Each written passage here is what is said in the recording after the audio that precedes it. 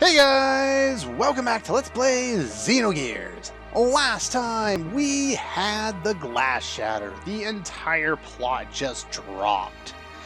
And basically Miang, or Ellie, or both, picked up the mic, dropped it, and is about to walk away. Anyway, there's two reasons why I hung on this particular line at the end of the episode last time. One is because it's a good spot, and two, what are you talking about an awakening? What are you talking about? Well, we'll find out much later. Not too much later, but later enough. It won't be today. Anyway, because we're stupid, we can't get out of our gears, we just let them walk in to merge with Deus and let the whole world become dead, basically. We lost. Game over.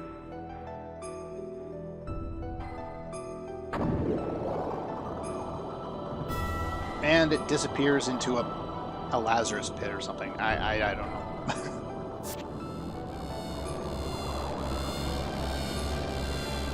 Do not release the system. They're referring to the id system, or system id. Let's get out of here. Do note that that was Faye's gear. He jumped in.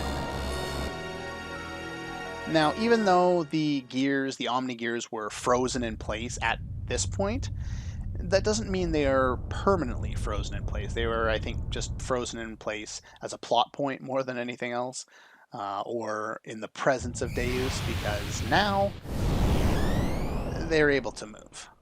And something just shot the crap out of the planet. Now, with Faye jumping in after Deus, we now have an option to save. If you haven't saved in a while and you're not worried about, running through all that dialogue again, I would save, but I don't really need to right now. I just started. I don't really need to save. I got save states to back me up. Now, since there's no Faye right now, as he jumped in there, and who knows where he is, and Ellie's kind of not Ellie anymore, we're now looking at Citan in the chair for probably the first time, I think. Anyway, it's awoken and its arc, Merkava, was activated. Of course, that's where we just were. Began to absorb one after the other, the mutated people destined to be its parts. While the non-mutated would eventually only become a threat to it to exterminate us and our civilization, it set into action. The planet's surface was devastated. The weapons were basically seraphs, or angels, and of course that is not a good thing for us.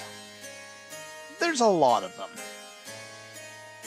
Reminds me of all the enemies pouring out of, what was that point on the moon in 8? I don't know, whatever. Terra's Point? Tears Point? Something like that, anyway, I think. Anyway, while pursuing the newly awakened Deus, we chanced upon Faye, whose whereabouts had hitherto been lost.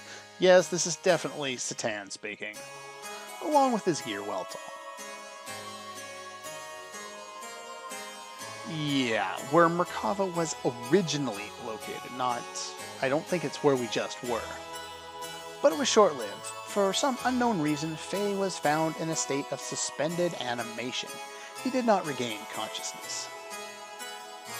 People of Shivat, we already know where this is going, feared a relapse of its power, and put him into carbonite, because Ellie was not here to stop them this time. So, yeah, we're basically looping back around to the end of Disc 1 as far as that plot event goes. After we went and helped them out anyway, they still got scared, and we're kind of frozen now.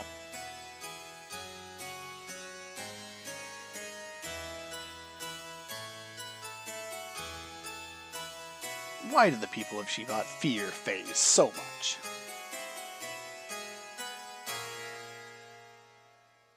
You don't fear him, huh? We fear the error we ourselves committed.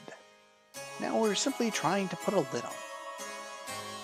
Now what error could that be? Shivat instigated a battle 500 years ago to gain our independence from Solaris. So they, revolted, and that's how the war began. We became overcome with a lust for power.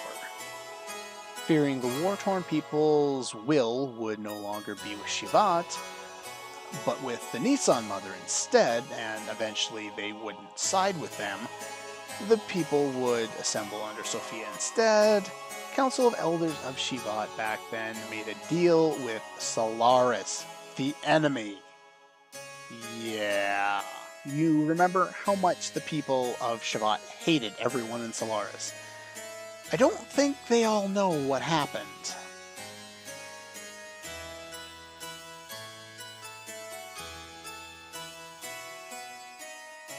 Basically, the Gazelle Ministry is the part of Solaris that instigated this part of the deal, or rather, they worked in on it. They were at odds with a woman who held the real power behind the scenes. Citan being the smart one, yeah, that would have been Yang.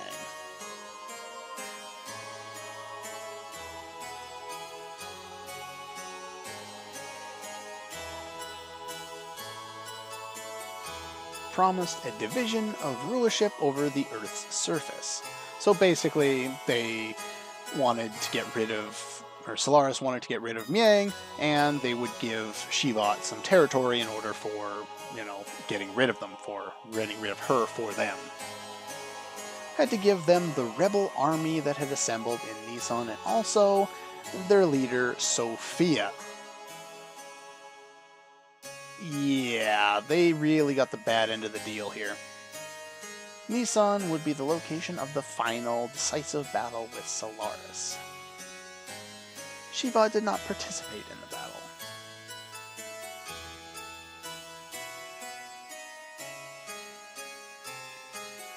Yeah. Caught in the middle of all of this was Lacan, who we know is now Graf, Bart's ancestor Roni, and his brother Rene, who they don't mention here, of course herself, and Krelian. She was, but not very much. Surrounded on all sides, we were prepared to die. Oh. She sacrificed her love to create a path for our retreat. Now, she basically pulls a Tassadar if anyone's played the first StarCraft. That's basically what it is.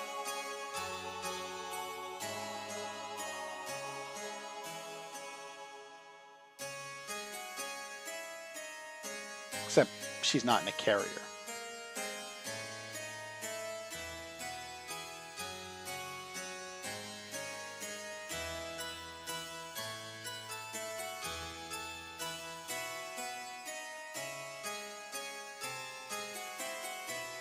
Yeah, headlong straight in there.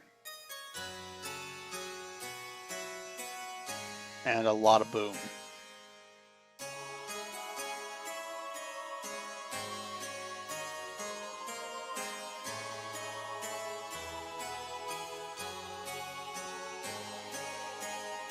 Did it now. And who might those two men be? Krelian, who followed her closely under her as the leader of the Nisan Sex militia, completely lost faith after calling out to a god that would not respond. "I will create God with my own hands," were the last words he uttered before he disappeared. And Lacan, he resented himself for not having the power to do anything while she died in front of him, so he began to search for the legendary power. God's resting place, Nahanan, and the source of divine wisdom, Razagal. Or I keep wanting to, try and remember Razagal's name or whatever, the Protoss matriarch from the Brood War games, game. But yeah. Anyway, one other thing about the Razel whatever was that originally, where's my notes here? Where'd my notes go? Oh, they're there. Now, when I talked about it before, it was always said, both in-game and in mythology, that it had the source of all wisdom kind of thing. Specifically in the game, they say it has God's wisdom. However, it's a supercomputer on a passenger ship. What it contained is information from the place they came from, the ship's passengers, where they were from, and some information on Dave's. So it wasn't, this complete, mythological thing. It was just a computer that had lots of information on it. One more legend, and that is Zohar. We don't know much about this Zohar. Yeah, it has the same name as the Zohar modifier, the power reactor that Miang spoke of. Infinite source of energy for days. Yeah, source of all power, basically. It would have to be one and the same thing, so I don't know why it had different names to begin with, just to confuse us.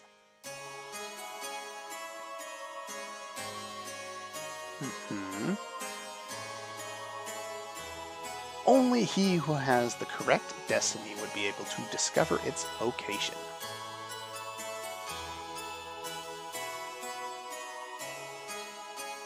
Lacan sought the power and became Graph.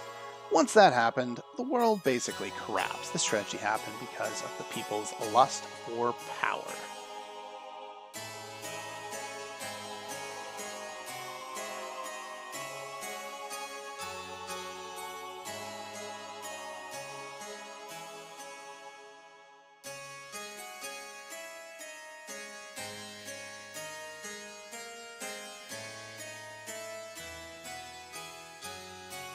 And with that said, I believe we now fall into flashbacks. Or more sit in the chair, that works too. Graph, the man once known as Lacan, sought after the power of Zohar. Basically the ultimate source of power, right? And the one who has the same power as Graph is Faye. I had a premonition Faye too would awaken and seek out that power. And that that became reality. I can't read.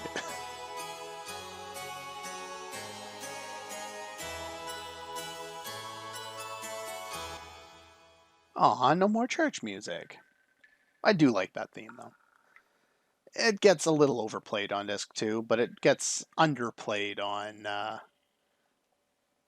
disc 1, so I guess it kind of balances itself out that way. Now, we've been here before. This, basically, is Shavat's jail. Of course, you free someone Carbonite, you might as well leave them down there so you don't have to look at what you've done. It doesn't really look gray like Solo did, but oh well.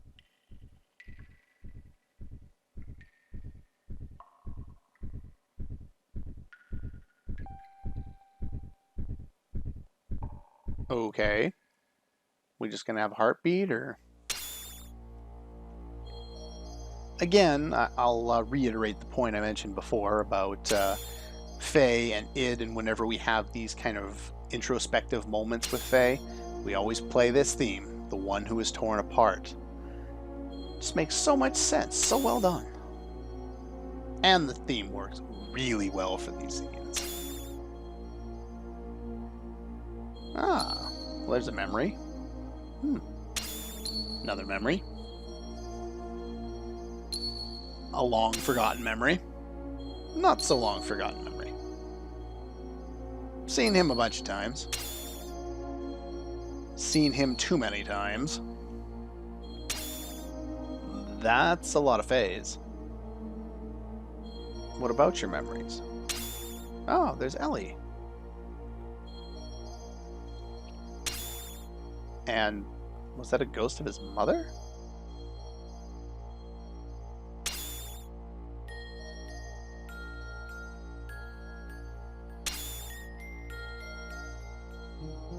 What exactly is going on here?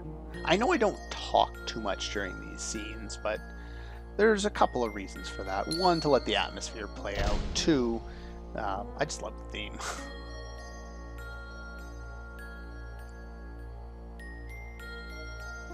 Who said that?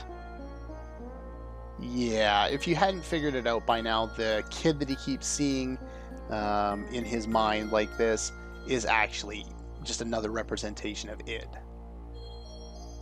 And it makes sense that it would be the young one, the one who hasn't really developed the superego, the moral center yet, so he's basically all about, the id, all about searching whatever he wants the most. Kids do that. So yeah, basically what's happened here is the reason why Faye's in suspended animation before he was frozen in carbonite was because the Faye that we've known the entire game, the one that was created 3 years ago in when he basically came to Lahan, was responsible for creating a fourth personality that just didn't do anything to hide from his own pain. Yeah.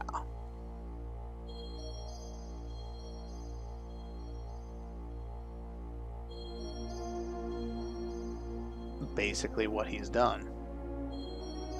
And so you formed a fourth persona, a fourth Fae. The name doesn't matter. He's the one on the stage. He's the one in control of the body right now. It's a useless form of resistance. Come with me. Wait, where are you going? He has the key. Basically, why they mean by key, they mean the key to being on stage, having control over the body. You merely want to borrow it. I have somewhere I want to go. And yeah, that's the conversation that goes on in Faye's head, and it's like, yeah, I'm gonna wake up now.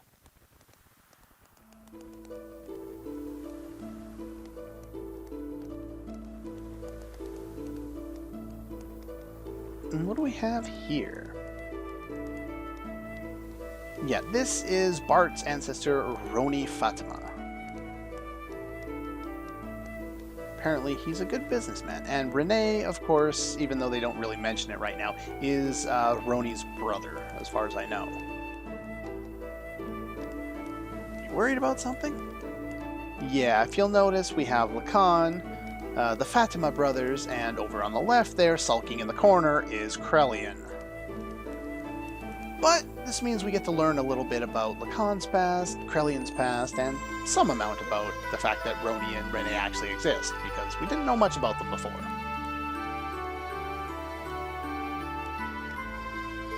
Oh, why not? Yeah, a little bit of exposition there, but yes, basically, they knew each other before, and Lacan will explain some of that here. Basically, yeah, made her acquaintance at a monastery near my home when I was a child. She went to the clinic there for convalescence. I don't recall what that means. Basically, she was frail, she went to get medical help, and they met at that point, and they kind of became friends, but not for a long period of time. She doesn't want to become the symbol of her sect, which is why earlier in the game, when we had the cutscene before, she insisted on being called Ellie. I believe that was at the start of Disc 2, actually, instead of Sophia, because she doesn't care to be the sect's leader, she just wants to be herself, and Ellie, or Ellyheim, or whatever that is, was her actual name. Sophia was just the name given to her when she was put into the position as the mother of Nisan. She didn't even want to be painted till she heard that he would be painting.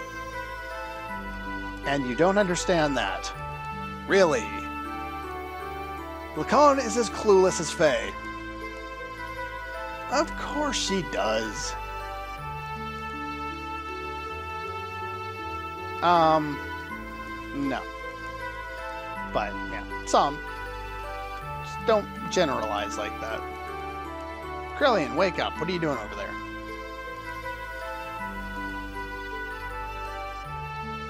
Time to eat. The Holy Mother of Nisan. Are you out to offend divine providence or something?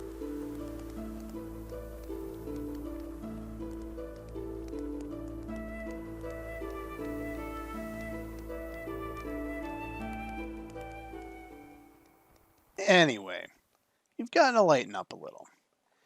And at the same time, we have to lighten the load and not put out so many 28-minute long episodes. So, we're going to stop right about here at this flashback that we've already seen part of. So that's all for this one, and I'll see you guys next time.